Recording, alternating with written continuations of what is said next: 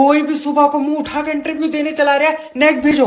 Sir ये लो मेरी CV देखो। सीबी ने ये बताओ कि कंपनी को आगे बढ़ाने के लिए क्या करें। तो पहिए लगाए दो इसमें।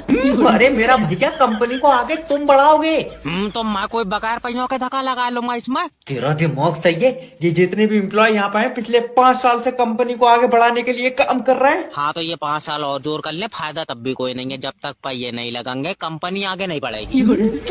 उर्री है कौन है? मेरा मतलब है कि ऐसा क्या करें कि हमारी कंपनी बाकी कंपनी से ऊपर हो। तो ऊपर 2 कमरे और बनवाए तो। चल निकल भाग। अब आइया बदतमीजी पे। अब इसे ऊपर करने के चक्कर में माँ कंधे पर रख ले, क्या करो।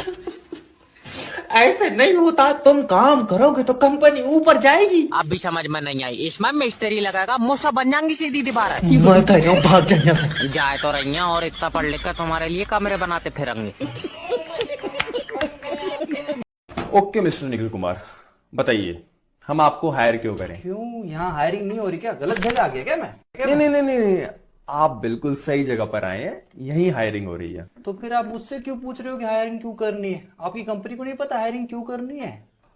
मेरा मतलब है कि हम आपको ही हायर क्यों करें? क्योंकि मैं हायर होना चाहता हूँ। I want a job and you want an employ ना। चाहिए ना, पक्का चाहिए ना एम्प्लॉय आपको। हाँ, एम्प्लॉय तो चाहिए। लेकिन आप बात तो ऐसी कर रहे हो जैसे कि आपको तो कुछ चाहिए ही नहीं। मुझे चाहिए जॉब। आप तो कोई एफर्ट ही नहीं मार रहे। देखिए, मुझे लगता है ये आपका पहला इंटरव्यू है। मैं सीधा मुद्दे पे आता हूं। मैं ये पूछना चाहता हूं कि आप ये जॉब क्यों चाहते हो?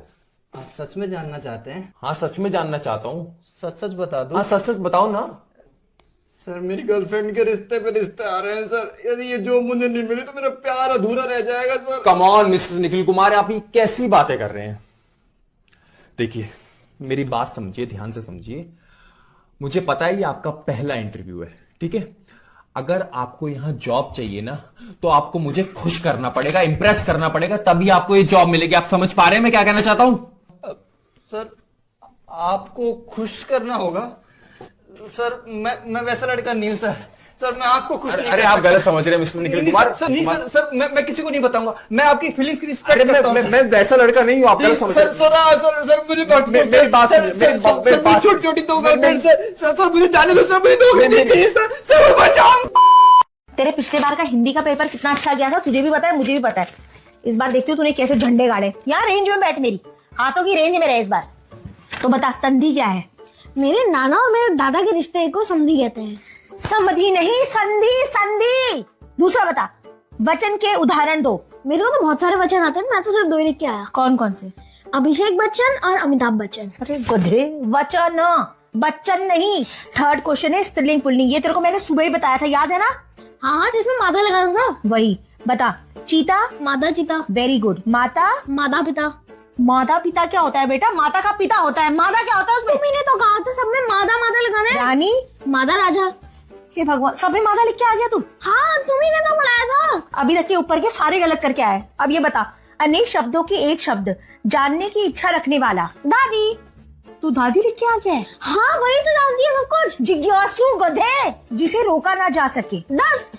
तू कॉपी में दस्त लिख के आया है? हाँ यार। तू इस बार ही पास नहीं होगा शॉन बेटा। अब बता, काल कितने प्रकार के होते हैं? वो काल नहीं कॉल है। ऑडियो कॉल, वीडियो कॉल और मिस्ड कॉल। तू ये लिख के आया है? हाँ, वो कॉल ही तो लिखा है। कॉल लिखा है गधे। अब ये बता, संगठन में शक्ति है का उदाहरण दो। अरे ये तो बहुत इजी था। मेरे दादा की एक बीड़ी जेब में चकनाचूर हो गई, लेकिन उसके बंडल को कभी कुछ नहीं होता। तू संगठन में शक्ति है ये लिख के आया? यही उदाहरण मिला तुझे है? लकड़ी का उदाहरण नहीं दे सकता था? दादा की बीड़ी का उदाहरण दे के आया है? कौन से स्कूल में डाल दिया मैंने तुझे? क्या कहेंगे तेरे टीचर, मुझे समझ नहीं आ रहा।